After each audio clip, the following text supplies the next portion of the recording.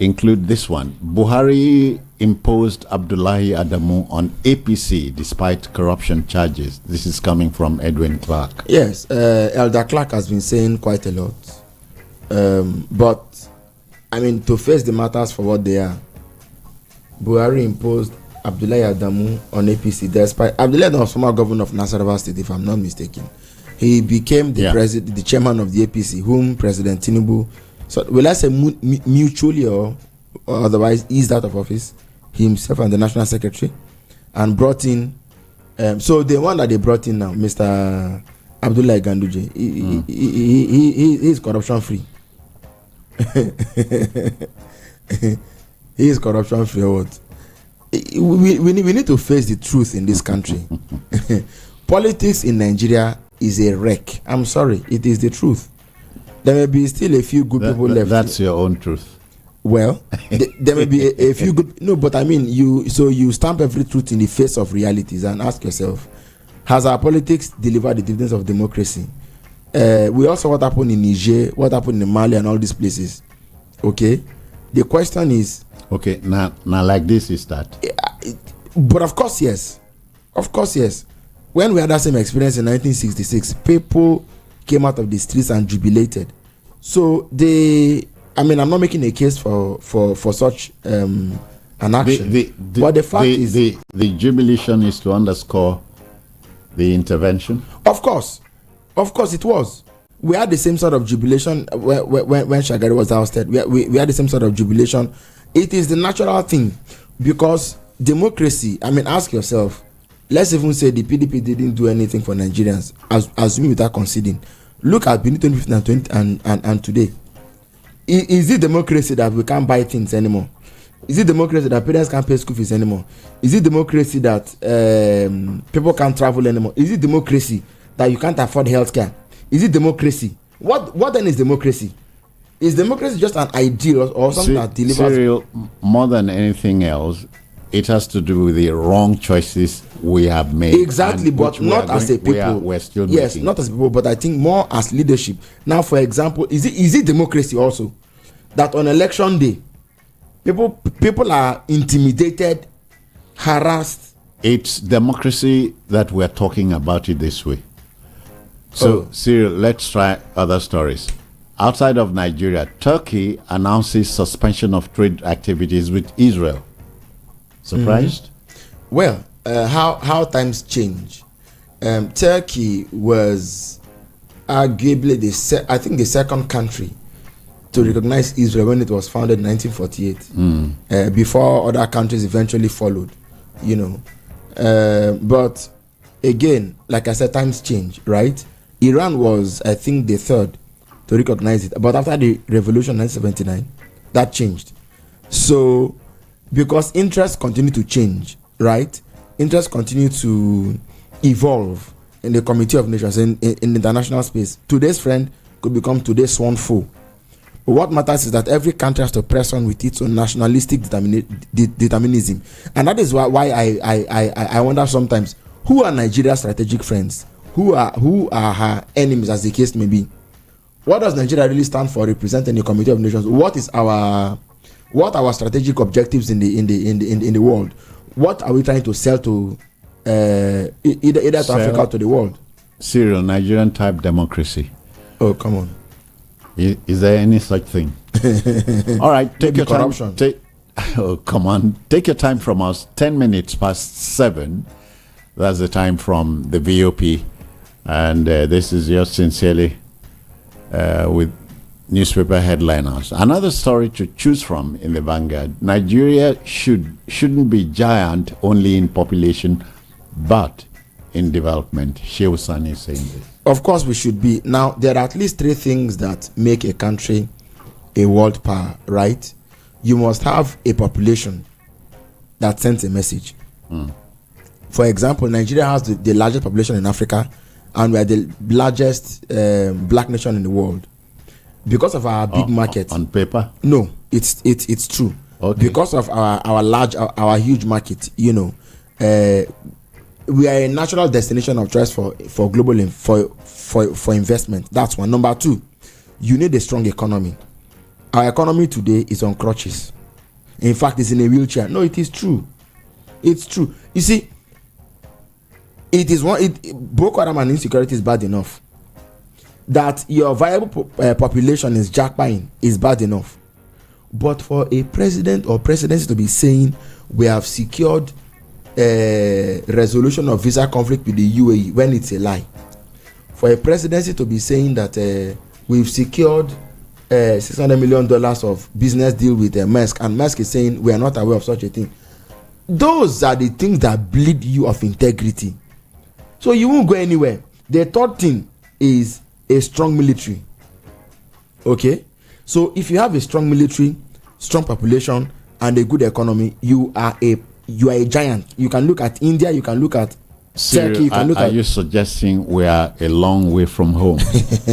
you ask yourself, look at we have a military with a robust are we citing budget. home? I honestly can't say. We are light years away from where we ought to be. Imagine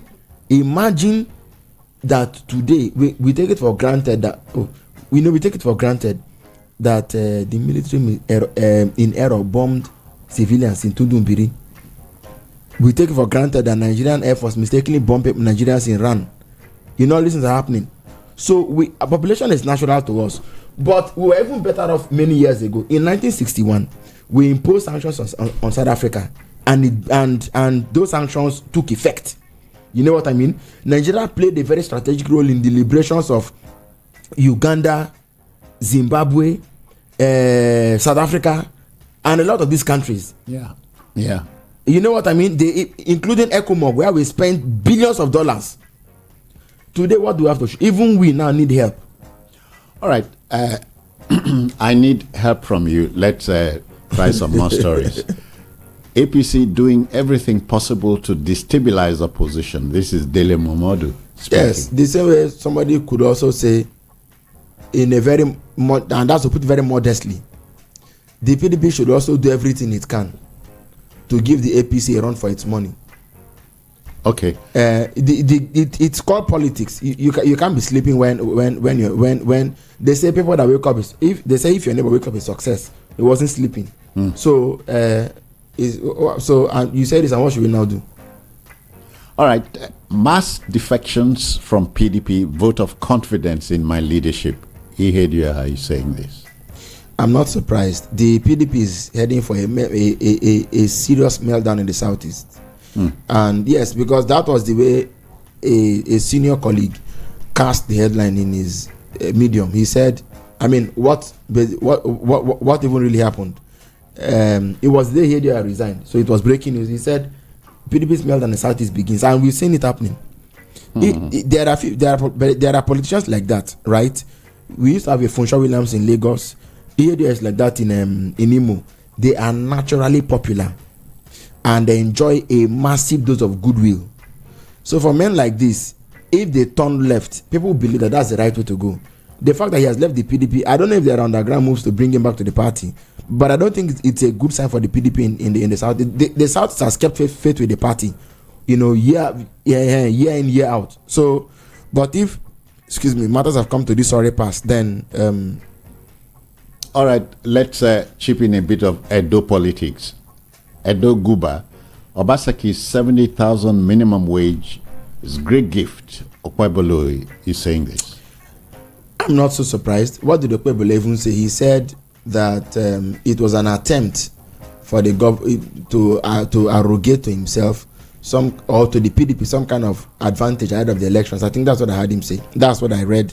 I understand it that he said. But again and again and again and again and again, we've seen these methods. For me, I think if you had said that he was even leaving with a body for a successor, it would have been different. If he had even said that the governor was even doing this close to the end of his tenure and that he had not done what he should have done for the workers all along, it would have been different. But the argument he's making now, it sounds like, is he angry that the governor is increasing worker salaries or what?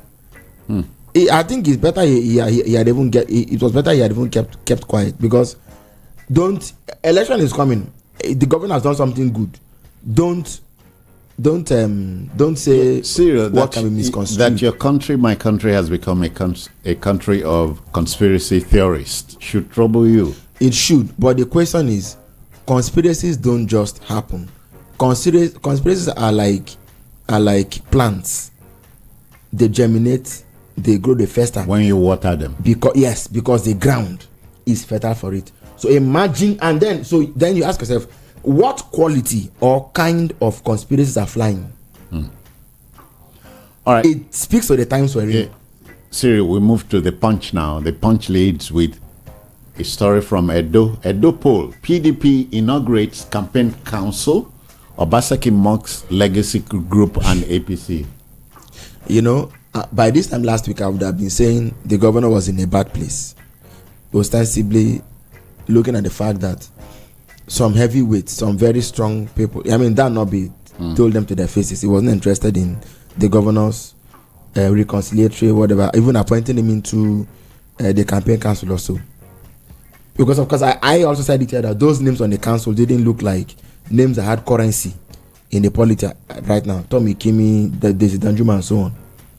But we've also seen some days ago that Adams Oshomole is now on the same page with Mr. Governor, as it were. He was the governor's guest at the inauguration of, I think, Labour House in Edo State, which, not surprisingly, was named after Adams Oshomole. And one headline I read said that this move had put Shaibu. That Shaibu was now was an onlooker, was a disgruntled onlooker, something like that. Watching how in the world could Oshomole, and it wasn't just the inauguration of the Labour House. For some time now, the governor and Oshomole have been, on the same page. Yes, they've had some sort of political dalliance, reconciliatory dalliance. By dalliance, I mean some kind of political romance. I know. So the same. Now the question is, who knows? Cyril, in politics, friendship and enmity are not permanent. Are relative things. Now the question to even ask is, who is for who right now? Because as it is, nobody knows. A legacy group, yes, but come on, you never know who is working for who. Okay. At least the coming days will tell. Right. Now, or the outcome of the election will tell. Two more stories. It's homecoming. Katsina governor welcomes Shema to APC. Yes, Shehu Shema, former governor of Katsina. Yeah. I remember him very fondly. I hear he's an Iroko in that state. Because the PDP had a very strong footing in the party for a long time until the APC swept in, figuratively speaking. But now there are questions. Eyedioha in Imo State. In Imo State, you have Shema in Katsina. And okay, there are men like that. And it's not. Yeah, of course, that's what I'm. Across the country. Yeah, that's what I'm going. And so, if the PDP sits down to continue and continues to find its stalwarts moving away from the party, I don't think it's a good sign. I'm not a party man, neither am I a sympathizer, but some things are. Your dog is not in that fight. Of course, he could never be. But the thing is, because of my my love for democracy, which anybody should have, love for democracy, and the fact that democracy There's no cannot. price for that. Of course not. Yeah, but no, there is. I think there is. The price being that a healthy polity is for everyone. Okay. Not a one-party state. So, but this is the issue with the PDP. The PDP lacks leadership driven by native intelligence and brotherly brotherhood. I think that Cyril, transactional politics is not good for us. They should go back and look at what the APC has built over the years, so maybe they can learn something from it. But this tone-deaf, elitist stance of some of the leaders and talking at people instead of talking to them will not help them anytime soon. All right, here is Cyril. Tinubu's policies averted economic collapse. This is coming from Shetima. I don't believe it. That's the story. Well, that is his own truth. My intervention on this story will be is simple.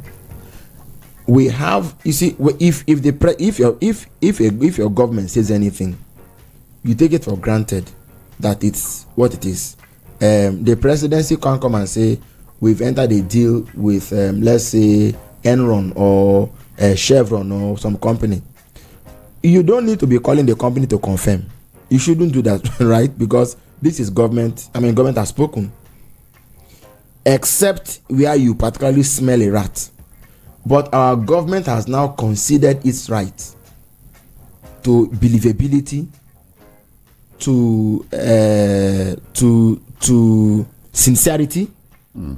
So when you now trade in a strange commodity as lies, as mendacity, it becomes difficult for us to, you just look at this. It was a foreign journalist, maybe on smelling a whiff, that wrote to Maersk and said, can you give us details of this deal? The Nigerian government said you've entered, and the company said they couldn't comment on that. There was something like that. So now back home, because it is they talking to us and there's no third party, how can we? I think the media is third party. So why should I believe anything they now say? All right. Would you believe this one? Rivers politics. Wike, Magnus Abe settle long-standing rift. We now see where the wind is blowing. And where Magnus Abe's comment, Magnus Ingei Abe, Magnus Abe's comment came from, right? When he said that Fubara cannot be declared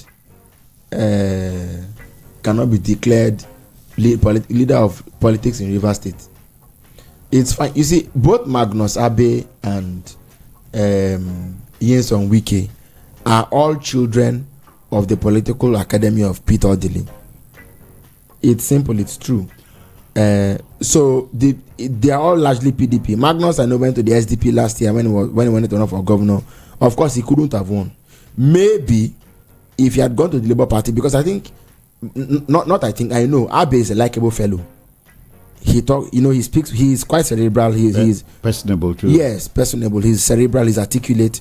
If I have an Abe as governor, it will be a thing of pride. You know what I mean? Because he straddled the entire circus, so he knows his way around. He has learned the ropes. He has over the years. Okay. He's an astute politician. An Ogoni son.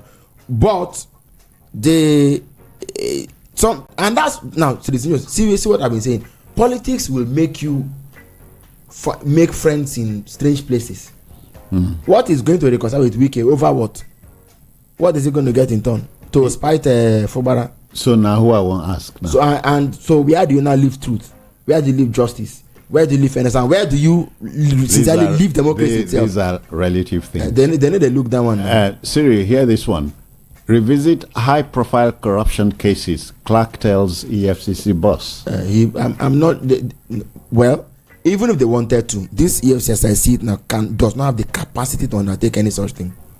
They don't have it. No. You don't envy the chairman? Or do you? I don't envy him.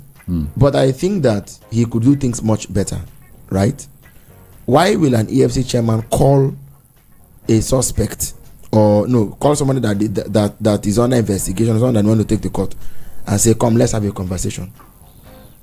Even he admitted that he shouldn't have done that. You are calling somebody that you've investigated and you're sure this person ought to whatever, and you are the one calling the person, calling a suspect, calling somebody you've accused to come to your office for a what sort of discussion is that?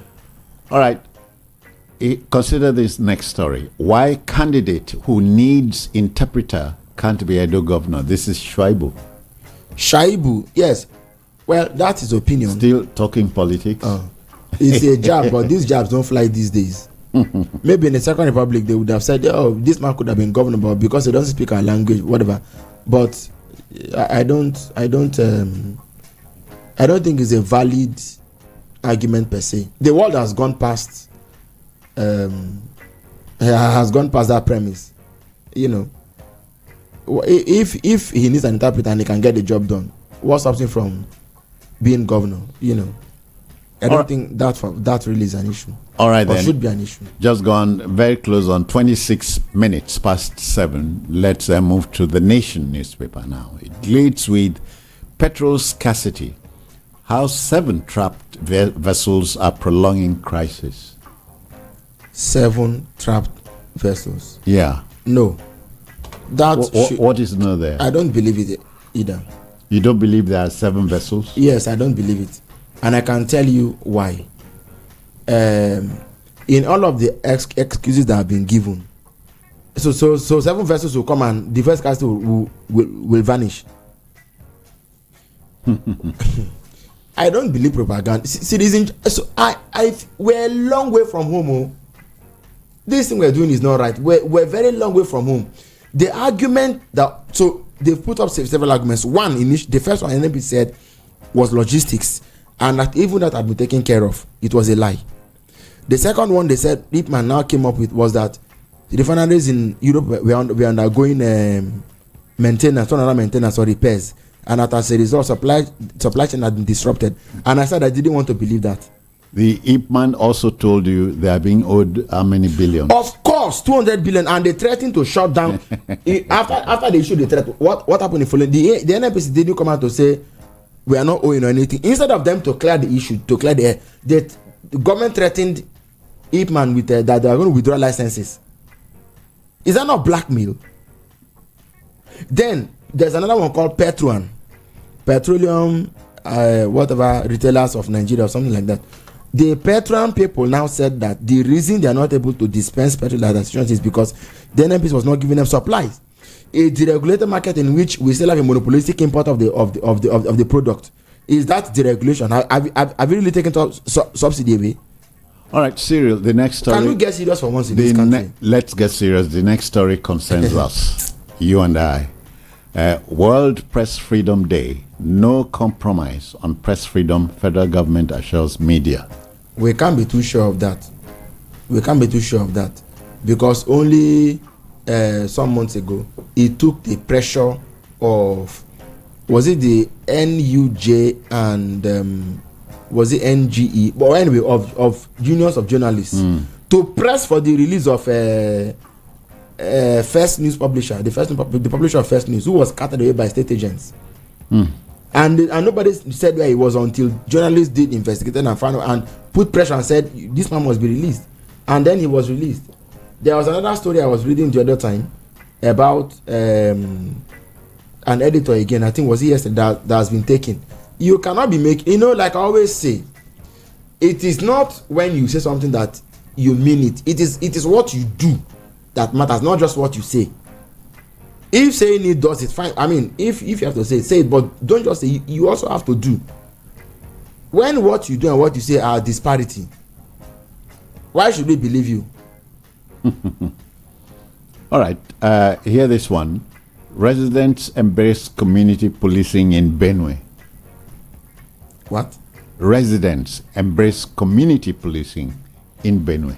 Of course. The problem has just been that we haven't been really serious about security in this country. I think it was Femi Falana or some lawyer the other time that was saying that Nigeria even had enough provisions within our laws to be able to actually for state governments to have enough of what can police their states. Yeah. Okay, so can we really explore these possibilities? They've given power to states to do the electricity. They are not even working on it. So can we get serious for once? The governors. Okay. Yes. All right. So can we get serious for once and get our thinking caps on and do something really meaningful for ourselves? This is like putting on a thinking cap. Nigeria documents over 10,000 medicinal plants to boost traditional medicine sector. I'm sorry, I definitely didn't get that. Make Aduam again. Yes, sir. Nigeria documents over 10,000 medicinal plants to boost traditional medicine sector. You get it now? Yes. If you don't get it, you forget about it. Why not? Yeah, it was always the way to go. Except that, well, this is the headline. China is showing the way. This is the even in Britain. Didn't they say that they are going to treat their monarch with herbs or something like that? Okay. When he had prostrate. The real issue here, citizen, is that I think in the name of colonialism we threw away a lot of what was indigenous to us in terms of knowledge. I could remember very vividly that while I was in primary school, we used to have these extramural lessons we attended in the evenings. And on the road to those lessons, there was a leaf. They said this we just reach out on the bush path, pluck it and start chewing. We did a lot of that when we were growing up. But it is not just enough to... And then again, just a detour. When I was in Osun State, okay, in Osogbo, I met one of Nigeria's leading taxonomists. Yes, a taxonomist. He took me to his home. He had this large... That's what you call... Is it a farmstead or something? You know, his house was there, and then on that same property, you had a fish pond and everything. You know, a colleague was telling us about a scary incident in his home the other. What did I say? Cyril, do you know that a snake repellent is a bitter cola? Yeah. Put bitter cola anywhere in your house. Yes. No snake go come in. This one no be juju. It's proven, exactly. And so, I was making a detour to Osun State. In Osogbo, I met that man. It was there in his house for the first time I heard about. He told me that that this is moringa. I said, what's it? Yeah. He said, young man, now get there, start plucking and chew it like a goat. Okay. That afternoon, I chewed my tongue black on moringa. Yeah. But did you notice anything? No. So I mean, moringa is like an all. Serious. It's like it does everything. If you ever suffer, what do you call it now? If you went boozing the previous day and you had a hangover, if you chewed garlic, you'd be free automatically. And then I was at a... This one no be juju. No, these things are with us. Seriously, I mean, you know what I mean? The bitter clove, for example, does a lot of things. Oh, yeah. It keeps your breath fresh. It is even ginger. Now, it's an aphrodisiac it too. does it. Oh, okay. Okay. Now, in Esharun is a place in Ondo State. Okay. I was there last year and the year before. There's an agricultural institute there. It's a faith-based group. So somebody brought some seedlings, right? From that thing is grown only in Taraba also. Anybody that has a snake bite, so if you chew it, I think once a year or so, or once a month. But if you chew that thing, no matter what happens, by way of snake bite, the person doesn't get to you. Even if people send the snake. You know, go do anything. So these things are there. But for me now, it's not documentation I'm looking for. Yeah. We do the research. Why are we documenting it now? What was Nigeria's response to COVID? You're speaking like an Aluta man. In Madagascar, they even came out publicly to say that COVID was a hoax. They took the president was in the forefront. What are you saying? What did Nigeria? What have we gained? Remember what Nigerians called the president DJ? No, of course it was a DJ that was taken from Rajolina. Rajolina. So now, not to take anything from it, there's a lot to learn. There's a lot for us to research into. We are supposed to be the world leader in tropical medicine. Oh yeah. But sadly, we're not doing. We're not. Look at malaria is endemic given the endemicity of malaria in Nigeria, or even West Africa, or even in Africa. Why is it that Nigeria has not let every Nigerian mother and wife can treat malaria? Oh yeah. It goes. So why have we not done any research? All the malaria drugs we are using are coming from God knows where. Today we have the malaria vaccine, and some religious leaders have weighed in, and they're sending wrong signals. That's my trouble. They always will, but the problem is even this: the malaria vaccine, right, isn't ours. It should have been ours. In the first place, it should have been ours. For all you care, there may be some leaf or some whatever that a pregnant mother can take, and for the rest of a child's life, certain malaria will never visit the child. Now, on the back of that, all of what we're talking about is even treatment, right? There is no the female Anopheles mosquito or mosquitoes that cause malaria and so on. It is because of dirty environment, right? Look at all these years that we have been dealing with malaria. There has been no consistent, ongoing, sustained, strategic, deliberate campaign to keep our environment clean. This is not intended as a pun, but Nigerians have taken to prayers out of anything. No, it's not so fine. Nigerians can pray, but leadership should know better. All right. It takes leadership to now come up with policies and enforce them. Cyril, that's how it is done. The next paper is this day. I don't need prayers to get there. And it leads with this story. Sule Lamido weighs in on Ihe Dioha's PDP exit. He says gale of resignation from party out of frustration. You believe him? I believe him. Mm-hmm.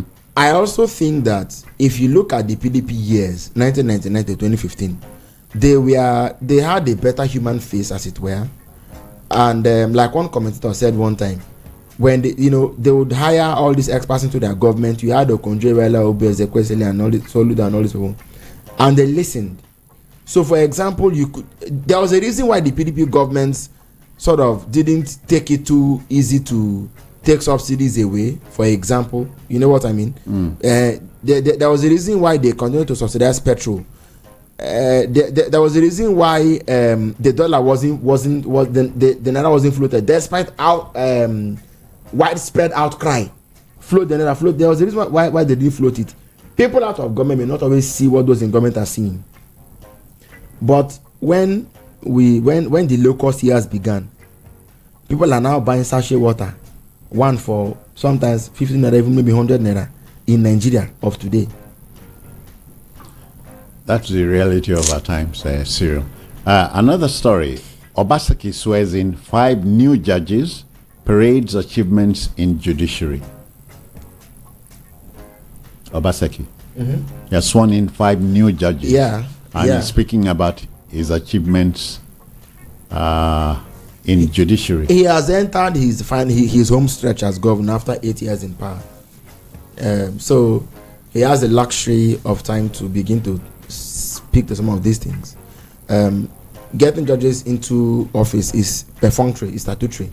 So if it was time to swear them in, why not? The problem we had in Abuja at the Supreme Court because we had no president for God knows how many, the Supreme Court was not fully constituted, and that was causing a serious breach of a serious barrier to justice delivery.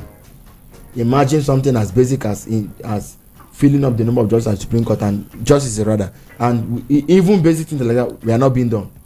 All right, some more stories in this day newspaper.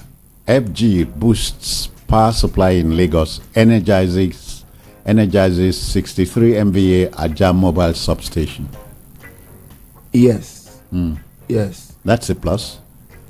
When we see power improve, because let's not dwell too much on the aesthetics and the theoretics of the matter.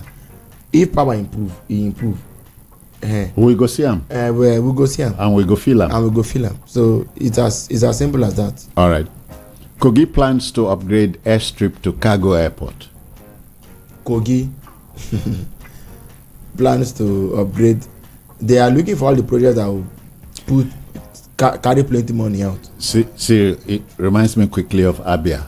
The governor says he's looking for the airport supposedly built by his predecessor. Yeah. And then we heard what the predecessor said. You see these things. So he was saying that people, you could go to the nightclub, dance, have fun, sleep, then the following day fly. That was what the former governor said. Mm-hmm. Why that? Sincerely, in fact, that he hadn't seen any airport in Nigeria. That all the things he's seen in Nigeria, that they don't really look like airports in his eyes. Then he created one in the bank. All right. Another story. Hear this one. Anti-graft war will continue with 70 billion naira corruption case against Matawale, says EFCC. If they do, bravo. But I don't see them doing it. See, I have to say this, that I have very little faith in what just gone 20 minutes to 8. Yeah. I have very little faith in what the current EFCC can do as it is presently constituted. I have very little faith in what they can achieve, and that's not to slight anybody. It's It's plain facts. Okay, let's go to the Daily Citizen, Post. I'm sorry, now. citizen. Yeah. You know why I say this? Say it. The EFCC is, for me, ought to demonstrate its might or its power in terms of prosecutorial competence and expertise. And they keep failing to. Now look at the litmus test of Yaya Bello. What did they do with it? What did they achieve with it? They have wound up in shame and embarrassment. So if you can't, and you would think that a lawyer coming to head the commission would learn from the mistakes that others have made, the policemen were making, and that we're sounding like a broken record. then even went on to say that if he does not prosecute Yaya Bello, he will resign. If I remind you, Cyril, that one poignant lesson of history is that man hardly learns from history. I couldn't agree. I can't agree more. So this is the problem. We might as well be waiting for his resignation letter, because this Bello matter, I don't see them making any progress going anywhere. See, you are in a mad hurry. I'm not. I don't see 99. So let 100 come. Waiting be 100. All right, the Daily Post, and this is a story we broached before we came on air. Inside story of why NFF picked Finidi George over Amuneke for Super Eagles job. Yeah, so of course, because it came as a surprise to many, perhaps to me also, because in a manner of speaking, I thought that Amuneke had demonstrated better coaching talent in terms of his style of play. Yeah. And let me add this to that. Finidi George revived Eyimba of Aba. So you could say of two course. of them are assets. Sure they are, but I wanted to do a comparative analysis. Coaching talent, he has won the World Cup at the Under-17 World Cup, right? It was his team that had Osimhen, Wankali and co. That's speaking to Amuneke. Then he had gone to Tanzania and he had them to qualify. But both Amuneke and Finidi George belong in the 1994 team that won AFCON. I'll come to Finidi. So you can't take anything away from both of them. Of course you cannot. You cannot. But I was saying that given that Amuneke had already coached a national team and had also successfully won a World Cup at the cadet level, and perhaps because he had a more aggressive attacking flair as a player. Yes, coming to Finidi George. I would rather you talked about the Finidi politics. George. No. I'd rather you spoke about more about the politics in the glass house. that appointed Finidi George. Do you know? I hope you won't lose a breath if I say this. The same ageless Christian Chukwu, as a former coach of the Super Eagles, is still being owed by the NFF. Are you surprised? Cyril, also add this to that. The late Stephen Kashi and Amadou Shuaibu are still being owed even in death. You never hear that one. Of course, I know they are. But today so can you trust such a football house? No, of course I cannot. But again, those who have argued, who argued against Finidi, said that he was the assistant to Joseph Peseiro. I not argue against anybody. Two of them can do the job. But Finidi has also done. You see, football is not necessarily when you have all the talents. What Finidi did with Eyimba is outstanding. Siri, hear this. My Ibibo people say the trouble with some parents is then go send Pikin message, then go follow and go the message, which is not good. So, but the case for Finidi is simple. If you can go to the trenches. Quarter to 8.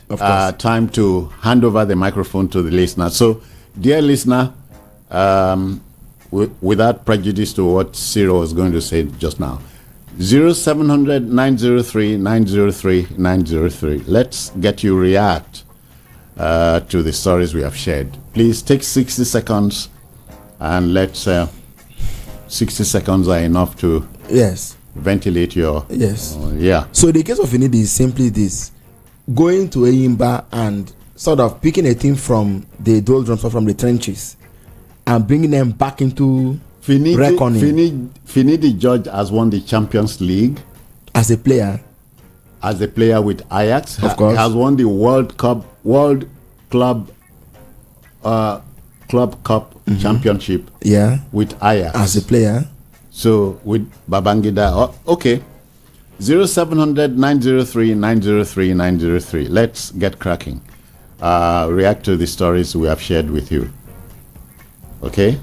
I have the first story. The first respondent. Hello, good morning. I greet you, sir. Welcome. How are you doing? I'm doing well. Your name, where you're calling from? My name is Isaac. I'm calling from Ikoto. All right, Isaac, you are on. Let's go. Okay. What is happening to PDP is not unexpected. Atiku started it. He was the one who abandoned PDP when he was seriously needed. He abandoned Jonathan. He didn't see what he was looking for at the other side of the divide. Then he rushed back. Then when he failed to win Buhari, he left again and went to Dubai. Then Wike took over, spent all his money and everything. Now he's running back to see how he can take a new baby that was born. Wike said no. It's an investment. Whether you call it politics or not, it's an investment. All right. And whenever 60 seconds are up. Thank you, sir. We got you first time. Okay, Thank you. Yeah. All right. Take advantage now. 0700 903 903 903. Which story or stories caught your fancy? How do you react to it or to them? Hello, good morning to you. Yeah, good morning, Stephen, colleague. Good morning to you. I think Your name? My name is Uchenam. I'm calling from Ediwa. All right, go on. First, I think 3 days ago when Magnus Abe showed up on news, I said they have already started another gambling, this life of these people we call leaders live under that is so terrible. And after the meeting that brought him back to Wike, he now saw no leadership in that gentleman, governor. I don't know why we have these people as leaders. Now, EFCC is looking for Yaya Bello everywhere. They cannot find Yaya Bello. But they can go to Kenya and arrest Nnamdi Kanu. What an irony. What an irony. No be EFCC arrest Nnamdi Kanu. The government. The government arrest. Okay, the government. Okay. Yeah, but I agree with the caller. Yeah, okay. Now, the third one I want to react to is the issue of Asike and the Shuaibu. All right, your 60 seconds are up. Thank you. We'll keep to time. 0700 903 903 903. How do you react to the story or stories you heard? Let's go. Good morning. Hello, good morning. Yes, sir. Your name, where you calling from? Ikan, calling you from Isolo Kingdom. Go on, take your 60 seconds. Buhari imposed the chairman on APC, despite the corrupt charge. Have they forgotten that APC is a government of all lies and deceit? No, Abdullahi Adamu was not the chairman, was the former governor of Nasarawa. But he was imposed, he was given to APC, despite all the corruption charge and all everything against him. That's what I'm saying. You remember when the former chairman also said that whatever you have committed, once you cross over to APC, your sin is forgiven. These people are just there to play their own card and do whatever they want. It is not in the interest of Nigerians. We know. Have you forgotten what Buhari did when he put the former Minister of Education? He know nothing about education. And the man was there for all that period, eating Nigerian money, taking Nigerian money for nothing. Your 60 seconds are up. Thank you. Your 60 seconds are up. Thank you. Thank you. We got you first time. 0700 903 903 903. Good morning to you. Good morning, Citizen Joe. I greet you, and good morning to you. Good morning to you, sir. This is Benjamin from Shogule. My take this morning is the respect of West City that is batting hard on everybody at this time. Like what we are hearing from whosoever that is because of the 7 peso trap in the sea. I don't believe that is the truth. The problem we have in this country is that so many people, Nigeria, we are just relaxed. Anything goes. We allow politicians to do whatsoever they want to.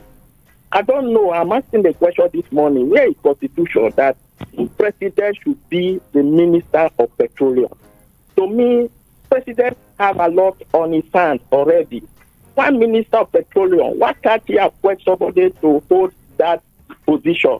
In the case of Buhari, that fuel was imported to this country, and nobody was held responsible. President as a petroleum minister started with Obasanjo. I hope you remember I'm that. talking of Buhari.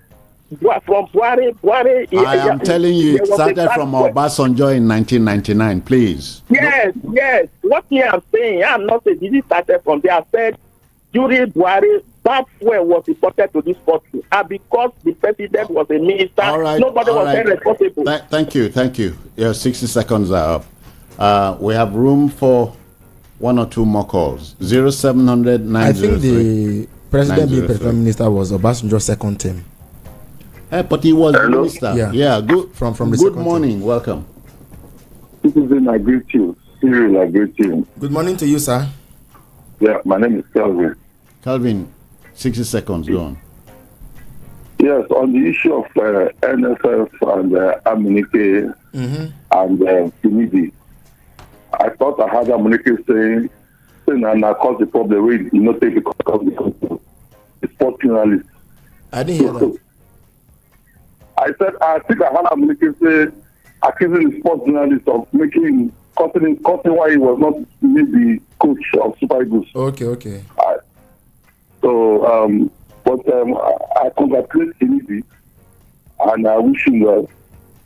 Some of us are interested in the indigenous coach. We are tired of foreign coaches. But having said that, the issue of owing is like an epidemic in this country. I don't think it will go away soon. I was even shocked that Christian people complained 3 years ago that he's still being owed after 19 years. I think NSF should do better, and I believe they can do better. Good morning. Thank you. One last call, room for one last call, and then we pack it all in. 0700 903 903 903. Good morning to you. Good morning to Citizen Jones and Cyril Abakus. Good morning to you, sir. My name is Peter. I'm calling from Abanoja in Kotu. With the persistent scarcity in the petroleum sector now, I believe that the conspiracy theories will now come to believe at long last that subsidy has been finally removed when the price is still between 750 at 100 naira and 800 naira as well. So it's unfortunate, very, very unfortunate, because it will have a negative multiplier effect on other goods and services. But people are still saying that government is still paying subsidy. To me, this is very contradictory to what is happening at the moment. The government is not paying subsidy at the moment. Thank you. Many thanks.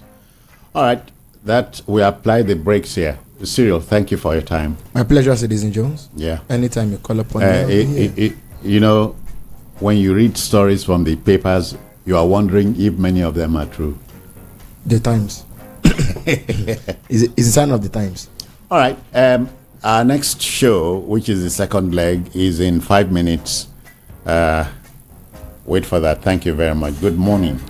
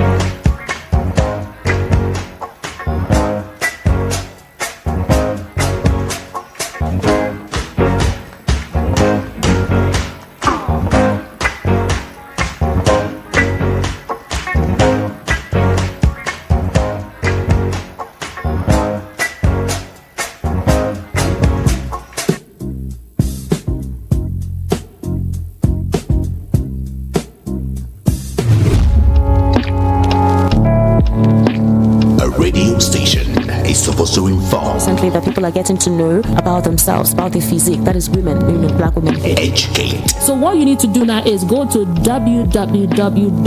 And also entertain you. Tractor systems are offline. Number one for today's hits and all-time favorites. This is Voice of the People. But wait a minute. When it's time to speak your mind, where do you go? Don't go too far. Here at Voice of the People Radio, VOP 90.3 FM, we give you a voice.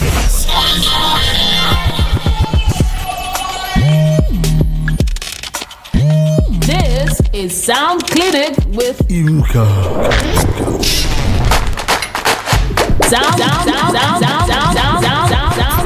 Sound Clinic with Ilka!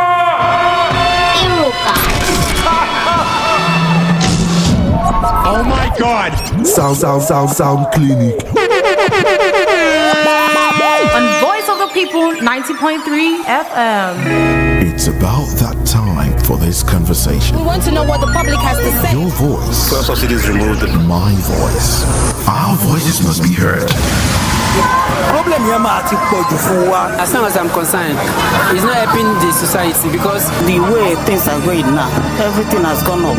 For current news and daily updates, trends and vibes, vital information and more. Tune in daily to the best radio station. VOP, Voice of the People, 90.3 FM, Lagos. Now you have a voice. Speak up. Broadcasting live from the Cocoa News Center, giving you the latest updates around the globe. This is VOP 90.3 FM. My guy, you better upgrade yourself and live in the city like a big boy. That's the life of a city boy. Even if you don't want to stay outside, YouTube is always there for you, you know. I know, but not be every time person go dey open eye for YouTube, Instagram, Facebook because of update. My guy, don't worry yourself. Tune to Voice of the People's Radio, VOP 90.3 FM. Listen to a radio station that keeps you up to date with the current news and talk shows, as well as business programs. How to find good business ideas in Nigeria. Listen and learn. 6 powerful strategies for discovering opportunities to make money in the Nigerian market. Contribute and let's make a better society together. I think it's the best for us in Nigeria. Actually, we are going to find it difficult for the first time, but in future we are going to gain it. If we can be able to be patient with it, is the best. Voice of the People's Radio, VOP 90.3 FM. Tune in every day. VOP 90.3 FM. Voice of the People Radio. This is Voice of the People. VOP 90.3 FM. We give you have leaded. I remember the leaded and unleaded. Unleaded. And of course, as this went on and you moved into the hinterland, naturally like yam from Makudi, it's not going to sell at the same price as what is sold, say, in the place, Abakaliki up north, or as near Lagos as possible. So at the coming of Obasanjo, one of the few things that he made clear was the fact that we are going to get what in the industry we call appropriate pricing for fuel. People call it deregulation. Yes, the quantity should find its price. Unfortunately, as at the time he came in, refineries were decrepit. They had been run down, and by us. Oh, by us, of course, by politicians, by the elites. And you heard Obasanjo usually made that statement even after he left office, that when he was there, he left so many planes with Nigerian Airways, Nigerian Shipping Line, and then the refineries had now been moved aground during his first time, of course, as part of wanting to equalize, so to speak, price of selling petrol, we decided to cite what economists call an industry very far away from its naturalness. And so we got Kaduna to specialize in some other areas. So this movie that is ongoing, we've seen before, the midstream regulatory agency will continue to claw at the straw. We have a highly, and I must say, with all sense of responsibility, highly destroyed oil and gas sector in many areas, but the PMS, or the petrol motor spirit aspect of it, because if you really look at it, the Jet A1, that's the one that flies planes, and then the diesel had AGO, yes, substantially been deregulated. It was the one that you and I, everybody now uses. I'm talking about DPK, or called kerosene, and PMS, petroleum motor spirits, that have now become premium motor spirits. Yeah. Premium motor spirit, excuse me, that is now become a subject of politics and politicking. I can allow me to introduce my second guest, who should help here. Moses Adebayo is here. Moses, good morning to you.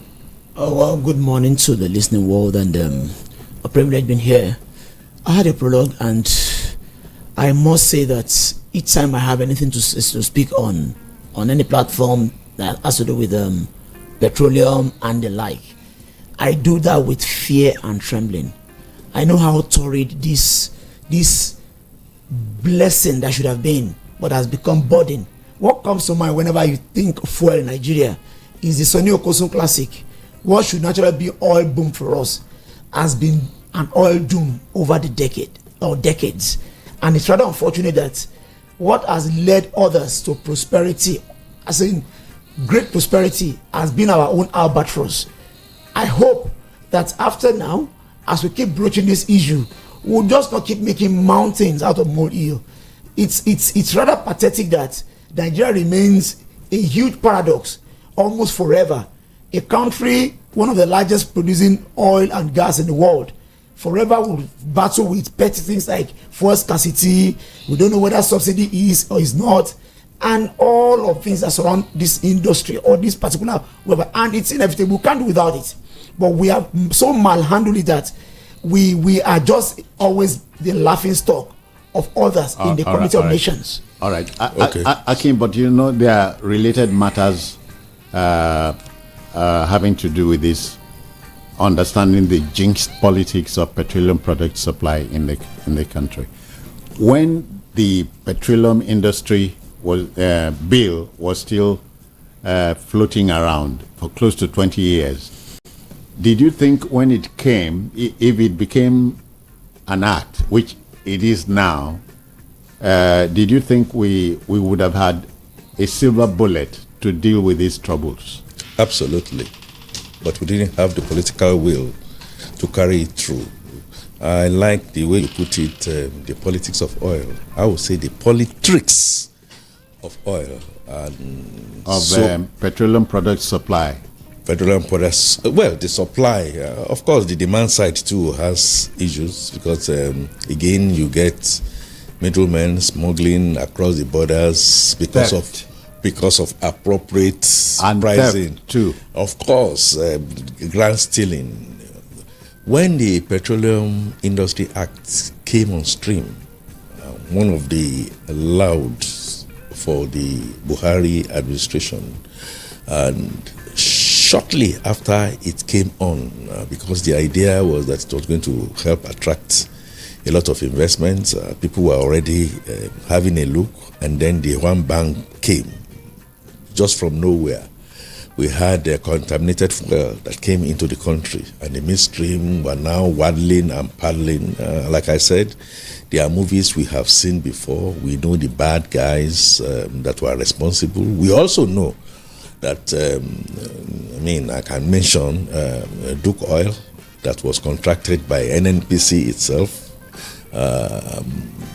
had the hands of the big boys in, decided they were going to bring that in some 14, 15 years after the very first one. I was in the industry that knocked a lot of cars and engines. What did we learn from there? A white paper was raised. I was part of, and nobody was punished. Of course, you can't punish yourself. If if you are if you are the headmaster that is committing that crime. In other words, I'm saying to you, Citizen Jones, I'm saying to Nigerians, we all know them. They know we know them.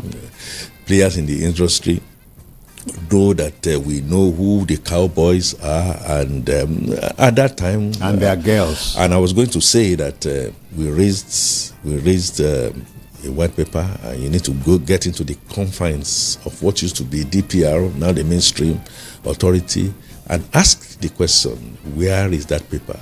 We put a roadmap as regards what we should do, and government will come out and say this is what we are going to do, and then we find that favoritism, running aground. We went back to TAM, that is, turnaround maintenance, and then, like I said from the onset, the refineries had been run to the ground, and then we got into import. You had, portfolio managers rush and came into the industry, and they were being favored over and above the people that have been in there for 50 to 100 years. Free money was flying around. Because corruption dovetails, as it was then, is now. So what do we have? A retinue of lies. We are being told lies. We don't even know who is involved. The NNPC says that it's logistics. I wonder, I sometimes I pity spokespeople for organizations that are not out to tell the truth. And then the Ipman people, the petroleum marketers, are saying it's going to come in 2 weeks. Who do you believe?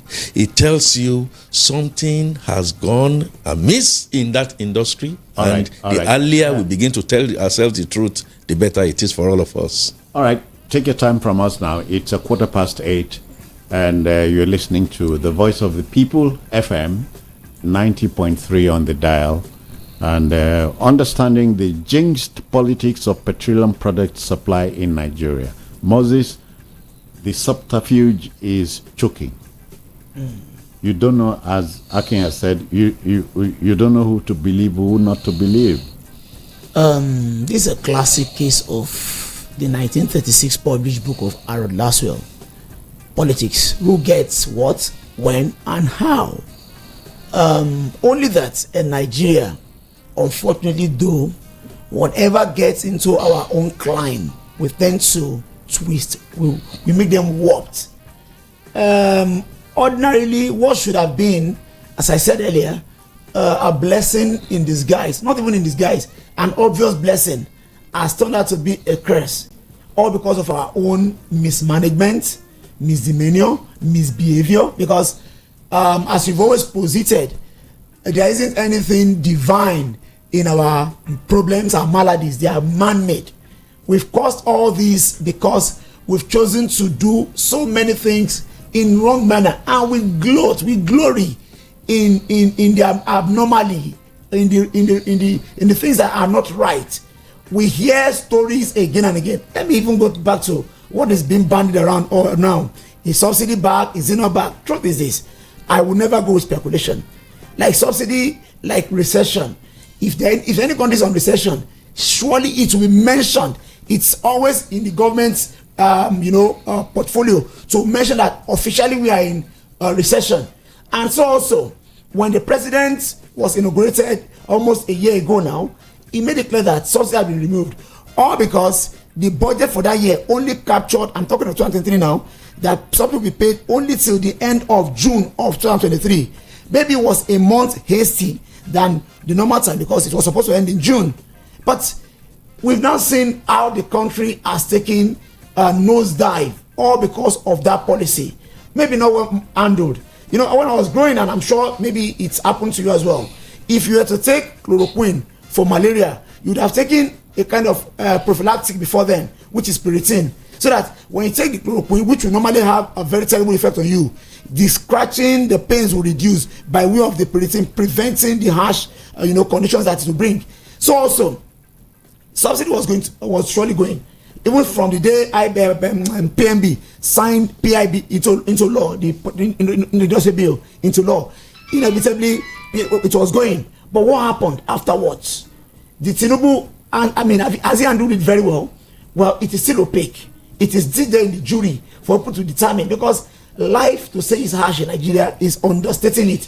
Life has been terribly terrible, but there are many things we do in a very laughable, ludicrous manner. It's only in Nigeria, permit me for this diversion, just because I'm making an analogy, that a governor can whimsically remove his deputy. You don't do that in America when we so-called copy, because the deputy governor, who is known as the lieutenant, governor now, he can as well come from another platform entirely. He is not by any means subservient to the governor. And the vice president in America is the Senate president. So it's not subservient. Same appears in our oil sector here. We copied from the companies that are doing very well today.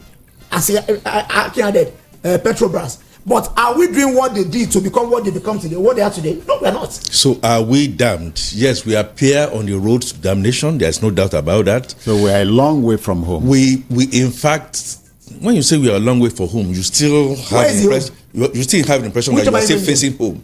We are backing home. And because that is going on, then our ruination seems to be assured. Unless we can change the trajectory. If we have the political mind and the will. Unless there's a miracle. It need not be a miracle. It is something that President Bola Ahmed Tinubu can elect and choose to do. That look, this is going to, but he has to come with a lot of compassion, a lot of thinking through. I think he did that with the bold step of 29th. I think he did that, and forever he shattered the myth called forced subsidy, whether it's being paid or not. The only problem is that he didn't put in the character. Oh yes, that's why I gave the example. Listen, he didn't put the character. He didn't put the example. You must take written ahead of it. He possibly should have waited till June, when that would have expired. Well, even if he waited till June, look, even if he waited till June and you don't plan properly and you don't lead by the head, you still falter. The problem is that nobody trusts. Nobody can trust. We don't trust them. What is it? I know. They know that the trust deficit is there. Yeah. You get into government, and in 2 or 3 minutes, or 5 minutes, or less than 5 minutes, you have signed billions into billions, and then corruption incorporated goes on. We can't trust them. They may have good intention, but because we don't trust them, then we're in a fix. Gentlemen, just a minute. I spied on Moses' book. He was clutching a book that looked very much like 48 Laws of Power, but it's relative to it. It's called The Art of Seduction. Yes. And this is from the same man, from the same author, Robert Greene. Yes. In The Art of Seduction, art number 4, appear to be an object of desire, create triangles. Oh yes, that's what we are having in my country. And then, like bees, you begin to attract, and then the poor, the holy polloi now begin to embrace their oppressors. They now begin to see their oppressors when they put in small crumbs of bread. I mean, Harold Lasky made a point that politics, maybe he had Nigeria. Politics is who gets what and who.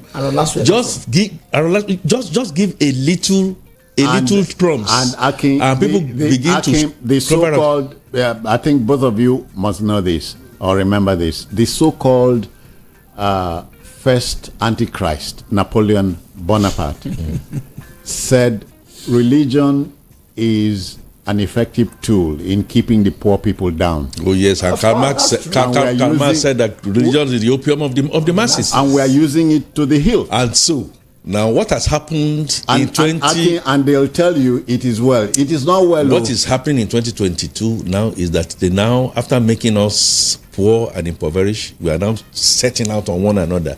So I will set out on you because you are not from where I come from, the and all that question kind now of stuff. is, where did religion They give or how us, did religion creep they into give this? us a little crumbs. How did it not? How did religion creep into this? Did you can relate it, Now, please. okay, it is the politics. Moses, the American Constitution, a pamphlet. Yeah, I've seen it. I've seen it too. Talks about separating church and from the state. Is Nigeria a religious state? No, we are a secular state. We are a secular state. Hold on. Moses, America does not send anybody to Israel or to Mecca. America, that's their culture. As a people, that we see, you can't detach your Moses, culture but from we your send being. we send anybody and everybody Moses to Saudi Arabia and Israel.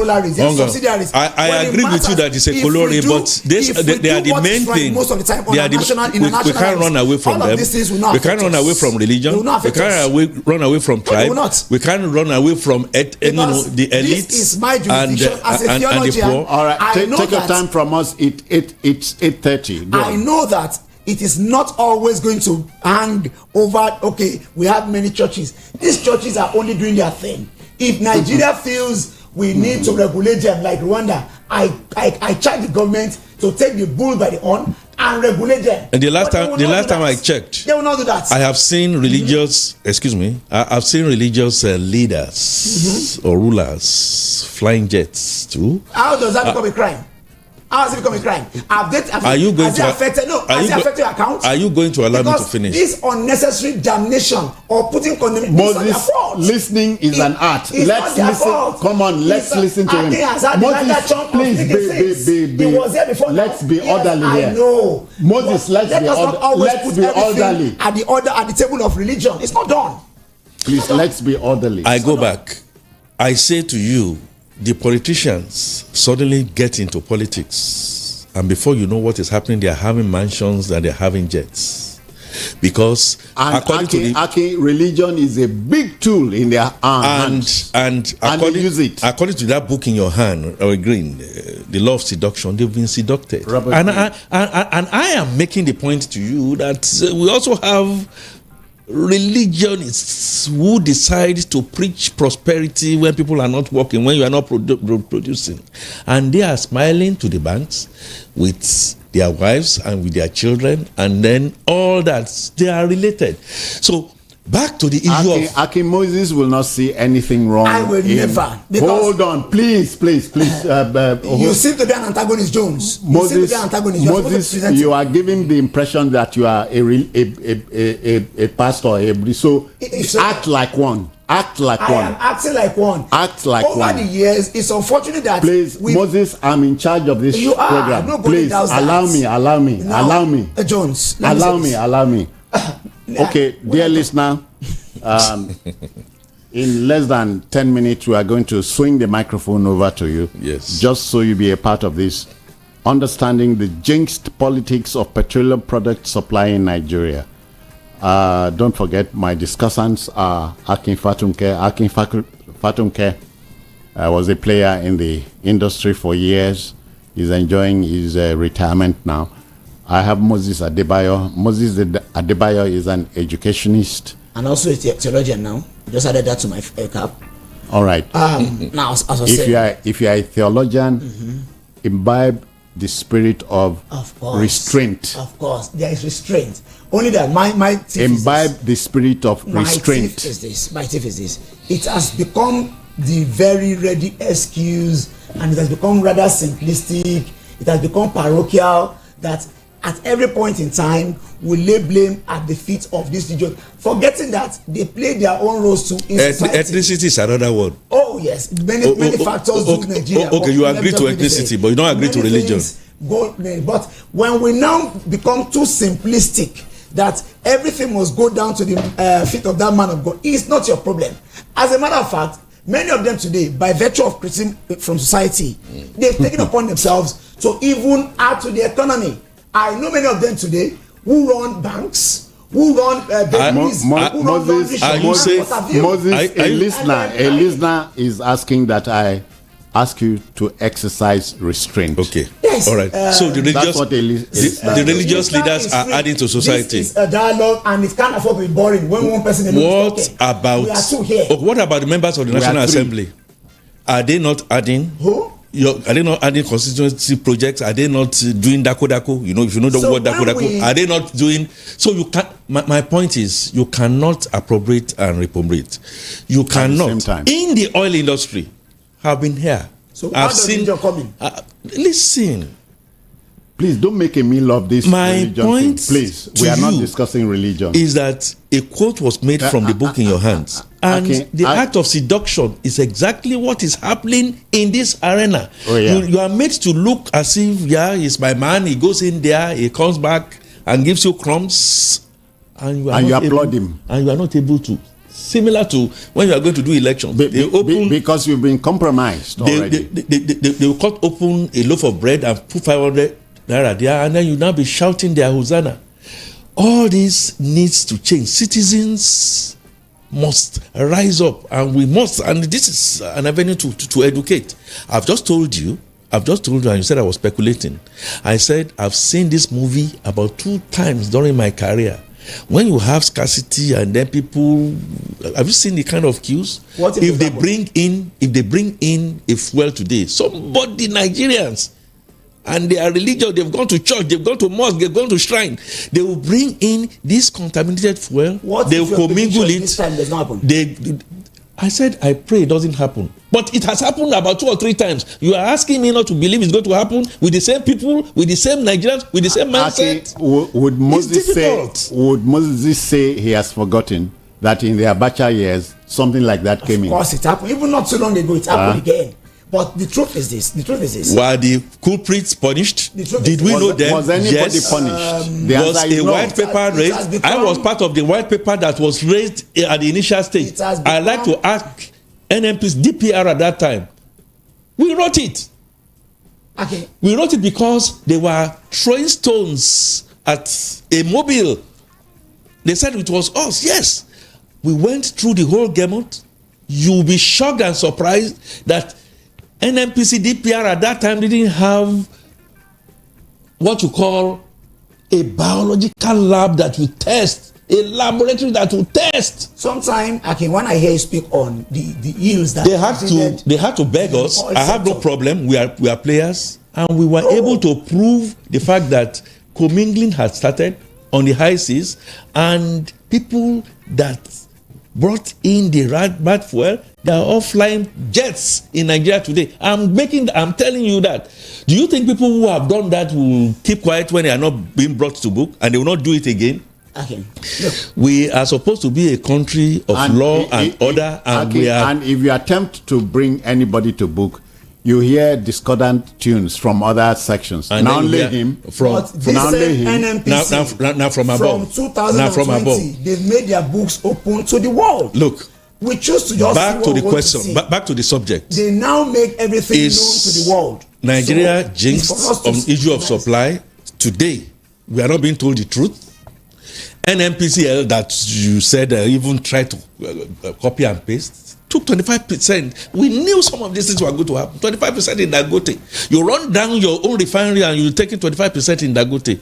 Who is the tail wagging the dog here? Who is fooling who? And then the next thing that I'm hearing is that Dangote is going to come on stream eventually after shifting the post in July. Are you aware that Are you going to now depend on Dangote? Is Dangote the federal government? Is Dangote? Okay. We have done so many untoward things, and until we correct them. Moses, you are talking about Aramco. How does it come in Are here? you aware that Aramco is not fully in the private hands? The Saudi Arabia government also are stakeholders there. When you do, they are stakeholders there. So there is nothing. When you do commercialization, out of place for government to be a part of what Dangote is doing. You do it neatly. When government puts its hands, were you listening to me? Aramco doing it was right. Excuse me. But one federal government doing it because there is governance. We don't have the kind of governance here. That's the point I'm making to you. We don't have that kind of governance here. People get into governance and they corner things into their pockets. Okay, just a minute. I'm tempted to ask Moses if this is the way the government in Saudi Arabia runs Aramco. Is it the same way we're doing here? Of course not. Of course not. But that's the point Akin is making. But not as a now. Akin is giving a tad of exaggeration. I choose not to see everything about Nigeria all gloomy. And by the way, you were in the oil sector for, if I guess right, close to 3 decades. So you possibly had your hands equally soiled in some of the decisions taken. So if the industry is so messed up today, then someone like you may be also culpable. I don't have a problem. Today, I don't have a problem. I don't have a problem against that industry. You worked vigorously for 30 years. I don't have a problem. I mean, you are contradicting yourself. If you make that statement. But that industry that you said I worked, do you know that industry that company went out of this country because of corruption? The Americans said they can't continue it because you worked there too. Wait, not because I worked there. You were part of it. No. The Nigerian government, because of lack of governance that you know so very well, now they said we can't continue. It's not only in that. Even in sports and field, ExxonMobil was sponsoring, Oh yeah. and they had to stop because corruption came into the system. Yeah. So everything, and if you put government's hand in everything, they will put their cronies. They will put. Are you not seeing it? Do you have a situation where we have an innocent in this country? Just think about it.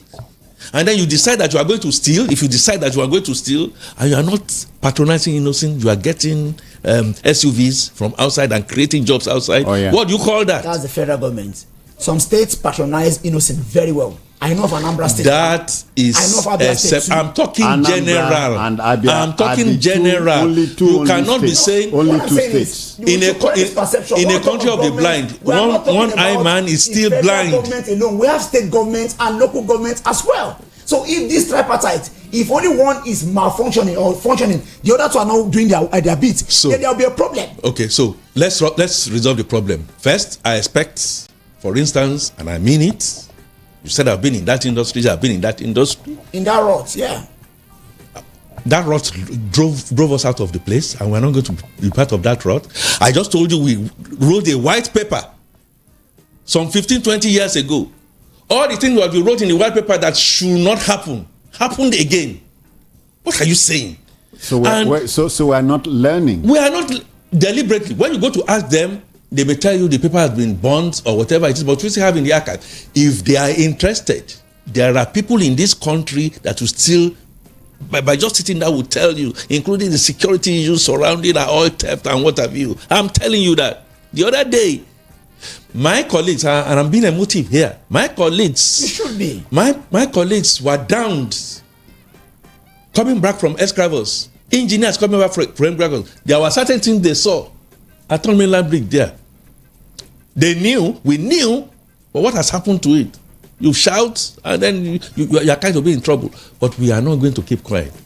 Right now, I expect Mr. President, because I love him, yes, because I love you, not because I want to, you don't have anything doing to be the petroleum minister.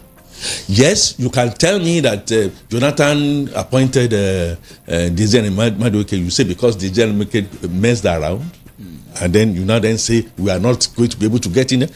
Put square pegs in square holes. Right now, as I'm speaking to you, that is the way it is done. That is the way Aramco, that's the way Petrobras will have done it. Hence will be rolling now because of this relative challenge that we have. Then communication must be out. You say something today, and then the next thing that we see somebody else say something tomorrow. Now you are talking about the Ip Man saying that 200 billion. Before I left that industry, Mrs. Okonjo, we are just listen. Mrs. Okonjo, listen to him now. Mrs. Okonjo, listen, please, Moses. Like Ipman, like Labour, I can't trust whatever comes from that coffers. No, Mrs. Okonjo, Iweala was the coordinating minister. These were technocrats that came into that being. Go and ask her. She had it in her book. Technocrats. Okonjo that appointed. Are you listening? Are you going to listen to me? I can trust that one. We sat. Appointed the younger brother. We sat. Chronism. We sat in a conference room. At that time, like Ip Man, the Moman, the major marketers were being owed billions. She put in and said, "Look, we are going to be paying in tranches. Some people went back to Jonathan. The cowboys went back to Jonathan. We know them, they know themselves. If they are listening to me, let them come and controvert it. They went back to Jonathan, and then you know what happened? Shortly after she was moved, they moved her to foreign or whatever it is, she wrote a book. Fighting corruption. She would have lost her life. Yeah. Do you know she would have lost her life because her parents were. Corruption has taken over, and one of the things we need to do, because we now have a listening government. Hold on, gentlemen. Hold on, gentlemen. You should not be the Please the hold minister. on. Akin, just a minute. The listener has been pumped full, and so I think it's time he weighed in on the matter. How much do you understand the jinxed politics of petroleum product supply in Nigeria? Let's get you talking. 0700 903 903 903. We have a first respondent here. Good morning. Citizen Jones. Yeah. Good morning, sir. Good morning. Yeah. Mr. Ake, how are you? Good morning, sir. Respondent Moses, good morning to you. Please, what's the name? Yeah, Where you're calling Ambassador from? Mutual Information. All right, 60 seconds. Let's go. Yeah, look, let us tell ourselves the truth. Mr. Ake has said part of what I have in mind. If we talk about petroleum industry in this country, a big war since at least we grew from that time to this time, and this war are made with human beings themselves. This president wants to succeed to break this war, and for the president to break this war, pride must roll. Can the president stand on it? These are very powerful. This war will be hard to break, but he has to break it for head to roll. Without that, honestly speaking, this war has been there, strong evidence I did. That's it. Thank you. Many thanks. 60 seconds. Take your turn now. 0700 903 903 903. Please take care not to tell me about queues at petrol stations because I can see them. I saw some of them on my way here. Let's talk about the politics, jinxed politics of petroleum product supply in Nigeria. Hello, good morning to you. Hello, good morning, Citizen Jones. Chief Ake and my man, Adavadi Sobi calling from Ikeja. I agree to you. Good morning. I agree to you. Citizen Jones, let me go by your sense of who. The problem in oil sector is so enormous that we don't know where to start from. I want to talk to them with proverb. Citizen Jones, native doctor that want to do juju with for you with 7 eggs, let him give you 1 extra you can eat and be alive. Thank you very much. I like that you've gone the way of Chinua Achebe. I like that. All right, 0700 903 903 903. What do you yourself say about the subject matter? Good morning to you. Good morning. Keep your radio out. I want to keep your radio out. Yeah, I'm Give me your name, where you're calling from. Take 60 seconds. My name is Levi. All right, go on. Okay, I want to speak concerning the religion matter, like the other man were agreeing I'm not discussing religion. I'm talking about... No. Please, even I'm not talking religion. Please. Okay. Let me go away from there. The problem we have in Nigeria is mainly religion, because we are not doing things well and we use religion to cover it up. Is it possible? Hold on, please. Can we talk about the jinxed politics of petroleum product supply in Nigeria? Leave religion. I'm not a religionist. Okay. And you have 30 seconds. Hello, are you there? All right. Appears we are not quite ready to speak. 0700 903 903 903. Understanding the jinxed politics of petroleum product supply in Nigeria. Hello, good morning to you. Good morning, Citizen Jones. I greet you. And your guest in the studio. Good morning, sir. Good morning, sir. My name is 60 seconds. My name is Peter Usuf. I'm calling from Ondo in Osun. the question whether the petroleum industry supply has been increased or not, to me, to a very large extent, it has been increased, but there could still be solution to that in future, especially when there's full deregulation of the petroleum sector. Because now the regulation is on paper, but not in practice, not in implementation. We are talking of hitmen, like independent marketers. But these marketers are not actually independent. Despite the fact that oil subsidy has been said to have been removed by the government. So let it be actually seen that the oil subsidy has been totally removed, which I believe it has been totally removed. But let there be total deregulation. Okay, Osifo, 60 seconds are up. Thank you, Osifo. Thank you. 60 seconds are up. 0700 903 903 903. Our line is free now. Let's get you talking. Good morning to you. Yeah, good morning. Yeah. Hello. Welcome. Your name, where you're calling from?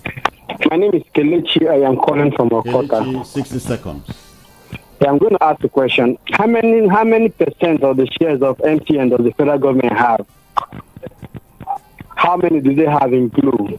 No. Hold on. I'm coming. No.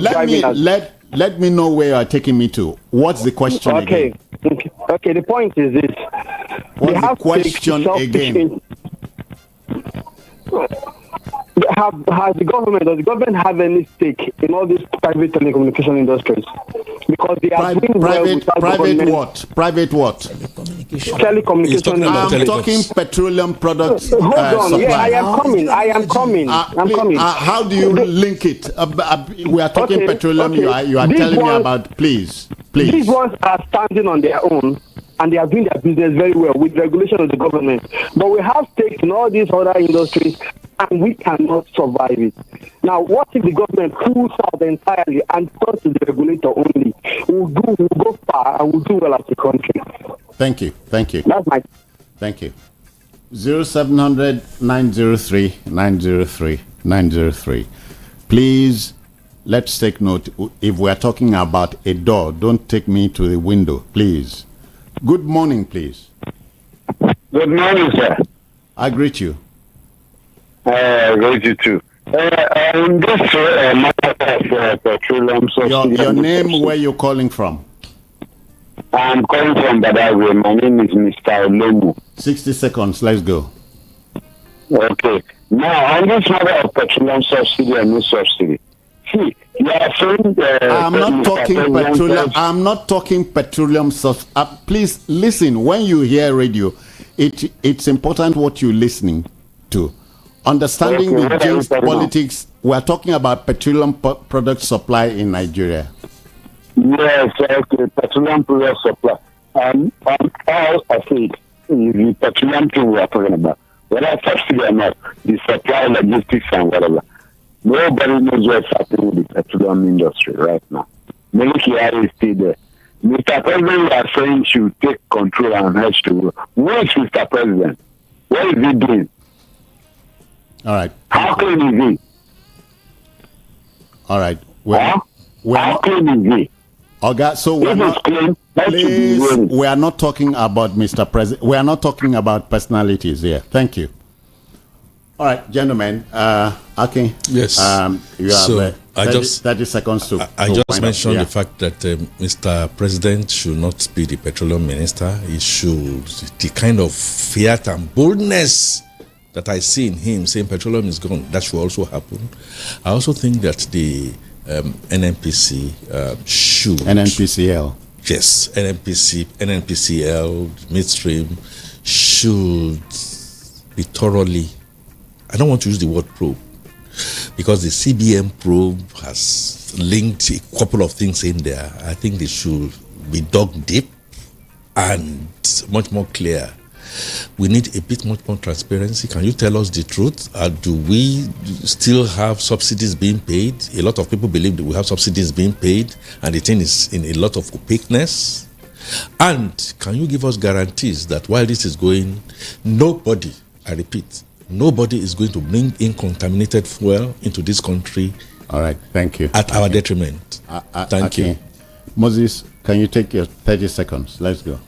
Well, I don't go by speculations. As I said, if there is anything that has to do with subsidy being restored, payments of subsidy being restored, government should, in its wisdom, make that known, like they will do if there is anything called recession.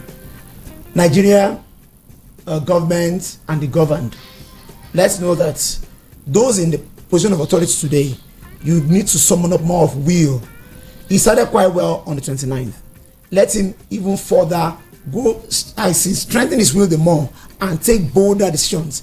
Nigeria is always in a desperate time, or we are ever in desperate times. So desperate measures must be taken. All right. I look up to you, President, but and even governors. We don't take those measures desperately. Moses, thank you. Gentlemen, I want to thank you for your time. Moses Adebayo, thank you for coming. Thank you very much. Akin Fatunke, I thank you for your time too. It's a pleasure. It's good to be well with Nigeria. Well, dear listener, radio does one thing, molds opinion,